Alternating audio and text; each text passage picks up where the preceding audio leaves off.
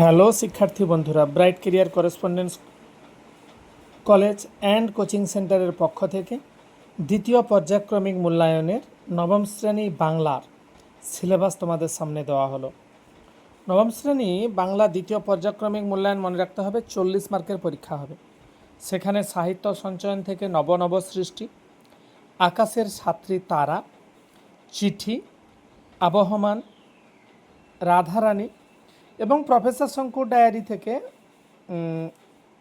Corvus, ব্যাকরণ এবং নির্মিত অধ্যায়ের শব্দ গঠনের কৌশল, বাংলা শব্দ ভাণ্ডার, সঙ্গে ভাবার্থ ও সারাংশ, এবং মনে রাখতে হবে শব্দ ও পদ, যেখানে বিশেষ্য, বিশেষণ, সর্বনাম, এই অংশগুলি নিয়েই কিন্তু দ্বিতীয় পর্যায়ক্রমিক মূল্যায়নের পরীক্ষাগুলো হবে।